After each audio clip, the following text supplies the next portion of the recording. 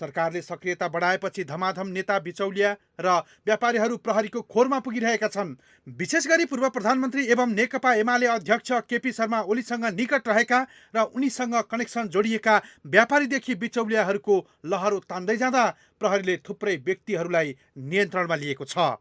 नेपाल प्रहरीको केन्द्रीय अनुसन्धान ब्युरो सिआइबीले एमाले र नेपाली कङ्ग्रेसको गठबन्धनमा 14 महिना सत्ता चलाएका ओली क्याबिनेटका मन्त्रीदेखि नेताहरूको बिचौलियासँगको सम्बन्धलाई सूक्ष्म रूपमा खोतलिरहेको छ।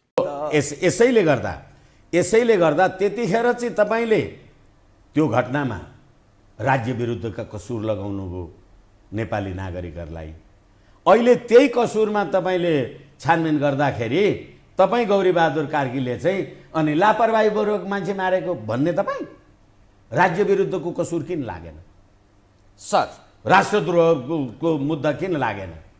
यस कारणले गर्दा अब अहिले तपाईँले जिज्ञासा राख्नु भए अनुसार गिरिबन्धु टी स्टेट लगायतका सुनको जलहरी लगायतका हजारौं अपराध छन्, तब न चुनावमा जिरो भयो। सत्तामा जो भए पनि फरक नपर्ने मन्त्री र प्रधानमन्त्रीको बेडरुमसम्मै पहुँच राख्ने र नीतिगत भ्रष्टाचार मार्फत देशकै अर्थतन्त्र धर्मराउने गरी नियम परिवर्तन गराउने बिचौलिया दीपक भट्ट पक्राउ परेपछि अहिले ठूला व्यापारीहरू पनि एकपछि अर्को गर्दै तानिन थालेका छन्। व्यवसायीको आवरणमा अवैध धन्दा र बिचौलियाको साम्राज्य चलाएका भट्ट र शङ्कर ग्रुपबीच स्रोत नखुलेको ठूलो रकम लेनदेन भएको देखिन्छ।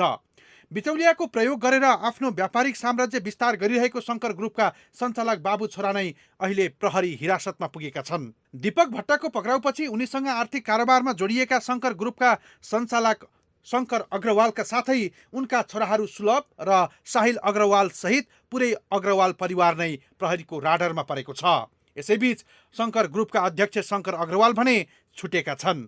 सम्पत्ति शुद्धिकरण विभागले उनलाई बयानको काम सकिएपछि छोडेको हो।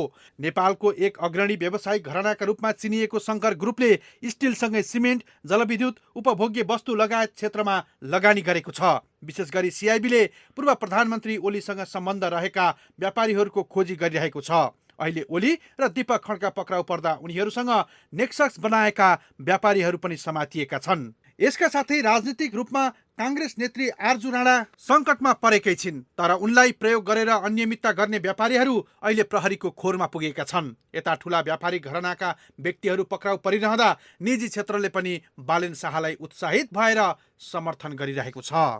एउटा क्रमभङ्गता नै भनौँ, हामीले पेपरलेस क्यासलेस इकोनोमीको कल्पना गर्दै गर्दा आज नेपाल सरकारभित्र पनि त्यो ढड्डाका ढड्डा टिप्पणीको चाहिँ लामो श्रृङ्खला, होइन, सुब्बा साहबदेखि हुँदै माथि सचिवसम्म आउने